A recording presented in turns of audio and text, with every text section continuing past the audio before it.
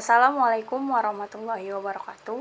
Perkenalkan, nama saya Amanda Fauzia, NIM 857228284. Di sini saya akan membuat tugas 1 Bahasa dan Sastra. Modul 1 ini ada kegiatan belajar 1, 2, dan 3. Kegiatan belajar 1 konsep bahasa, kegiatan belajar 2 fungsi bahasa, kegiatan belajar 3 masyarakat bahasa. Yang pertama yaitu kegiatan belajar 1, konsep bahasa. Konsep bahasa adalah sistem lambang bunyi yang arbitrer yang dipergunakan oleh para anggota kelompok sosial untuk bekerja sama, berkomunikasi, mengidentifikasikan diri.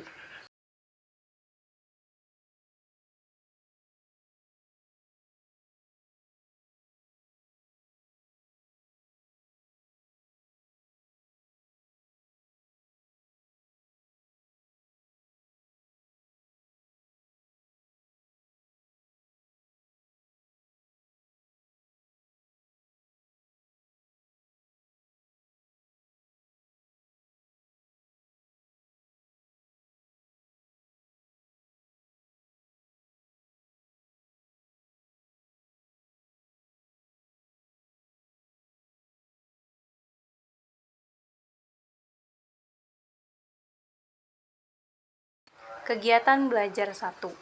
Fonem merupakan suatu bunyi bahasa yang terkecil yang mampu menunjukkan perbedaan makna titik proses pembentukan bunyi. Bahasa melibatkan 3 faktor, yaitu alat ucap, sumber tenaga, dan rongga pengubah getaran. Alat ucap.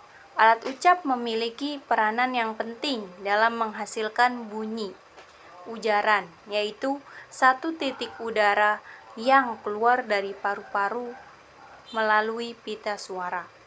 Pita suara. 1. Artikulator, yaitu alat ucap yang digerakkan atau digeser waktu menghasilkan bunyi ujaran seperti ujung lidah, bibir atas, dan bibir bawah. Yang kedua, titik artikulasi, yaitu alat ucap yang menjadi tujuan sentuh artikulator seperti gigi, lengkung kaki gigi, langit-langit. 4. Titik pita suara. Alat ucap yang berupa 2 buah pita pipi yang elastis yang bergetar pada waktu dilalui udara yang keluar dari paru-paru. Vokal yang keluar dari paru-paru. Vokal, seperti yang telah Anda ketahui, vokal adalah bunyi yang dihasilkan karena udara yang keluar dari paru-paru tidak mendapat hambatan titik berdasarkan proses menghasilkan vokal. Digolongkan atas beberapa tinjauan. Yang pertama, posisi bibir. Vokal bulat seperti O, U, A, dan tidak bulat seperti I dan E. 2. Titik tinggi, rendahnya lidah. Vokal depan I dan E. Vokal pusat E. Vokal belakang U, O, dan A. 3. Maju mundurnya lidah. Vokal atas I dan U. Vokal tengah E dan vokal bawah A. Diftong, vokal berurutan yang bunyinya tidak dapat dipisahkan, seperti danau, parau, lambai, derai. Vokal rangkap, 2 vokal berurutan yang masing-masing vokal terdapat dalam suku yang berbeda. Contohnya kue, ku,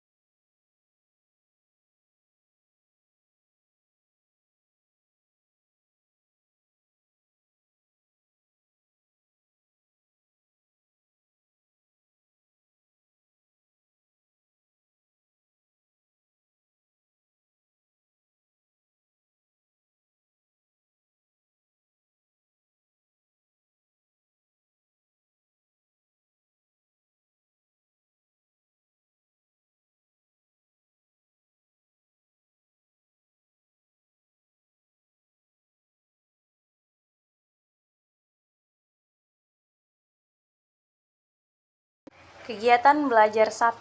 Sintaksis Bahasa Indonesia. Istilah sintaksis itu sendiri berasal dari bahasa Yunani, yaitu san yang berarti dengan, dan tatein yang berarti menempatkan. Jadi, yang dimaksud dengan sintaksis yaitu menempatkan bersama-sama kata-kata menjadi kelompok kata atau kalimat dan kelompok-kelompok kata menjadi kalimat. Satuan terkecil dalam sintaksis adalah kata dan satuan terbesarnya adalah kalimat.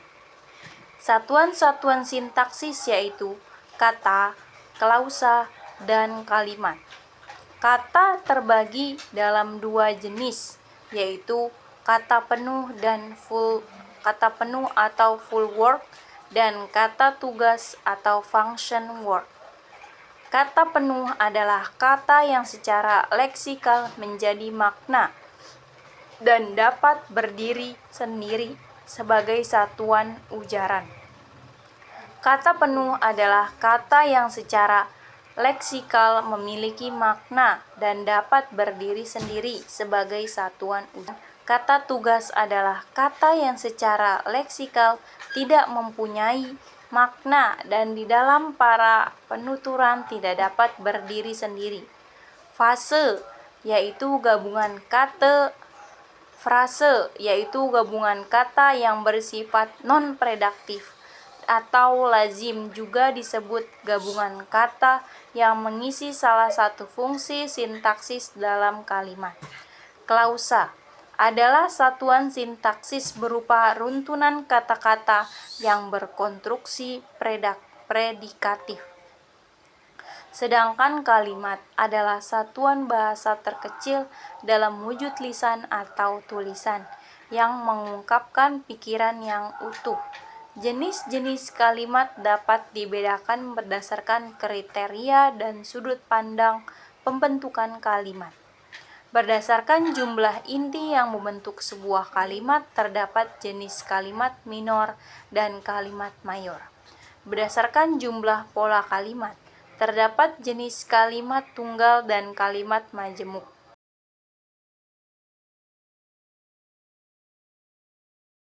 Verbal dan non-verbal.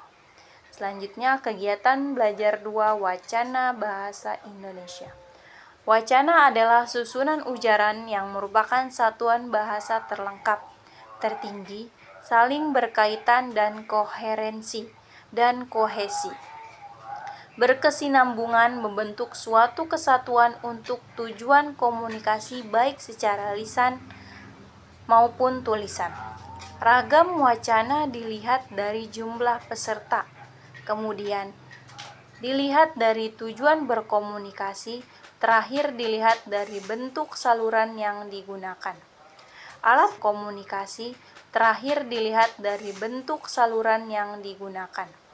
Alat-alat pembentuk wacana merupakan unsur-unsur yang membentuk atau membentuk wacana.